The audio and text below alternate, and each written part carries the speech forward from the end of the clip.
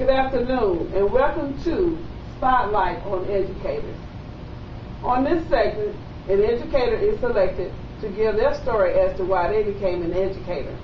Here we have with us today Ms. Pamela Y. Rivers. Hi, Ms. Rivers. Hello, Ms. Jordan. How are you doing today? Just fine, yourself? Ms. Rivers, can you just give us a brief statement about how you got into education? Well, how I got into education was I began as a substitute teacher. And once I became a substitute teacher, I enjoyed working with the kids, and I enjoyed the L.H. Williams family. And so a paraprofessional job came about in the MOID class, and I was hired for that. And that began my journey. So what did you do from that point on? Well, after I became a paraprofessional, I worked with, like I said, the MOID students. And then I went from ISS to OR to EBD students. And then after that, I started working with the regular ed classes, 3rd and 4th grade, 5th and 6th grade. And then I decided to go on and pursue my education as a teacher. So was there someone along the way that may have inspired you through your high school years to become a teacher? Did you have a dream that you would be a teacher? Well, as I was growing up, I used to play rock teacher with my brothers and sisters, well, my brothers, in the neighborhood, and so I guess it began there. I just like playing teacher. So what did you do as far as getting what you needed to actually become an educator? How did you come about doing that? Because you have a very special story to share. Well, I thought I couldn't have children, and I guess I thought if I worked with kids, that would be my children. The whole world would be my children. And so I was blessed to go to school. I went to Macon State College. And while going there, I was blessed to become pregnant. And after that, I continued. I said once my daughter started to school, then I was going to continue my education. And my goal began. I finished at Wesleyan College in 2008. As an educator here in the Bibb County School System, they had a special thing for people that were paraprofessionals that they have been inspired to actually become educators.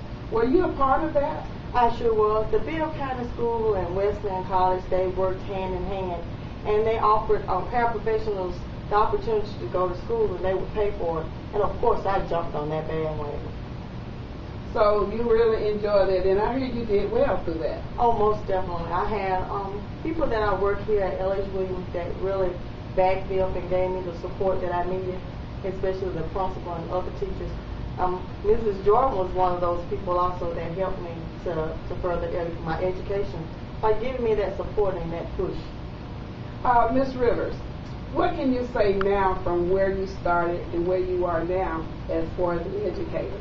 How the children, is it different with you being actually that classroom teacher where, you didn't have to follow the orders of other teachers? Well, I was blessed to have some good teamwork, people that I worked with, and they offered me all the ideas and suggestions to help me to continue. And I think with that being said and having those people as my mentor, that gave me that extra push, and I'm always that kind of person that's a go-getter. So I like to go get it.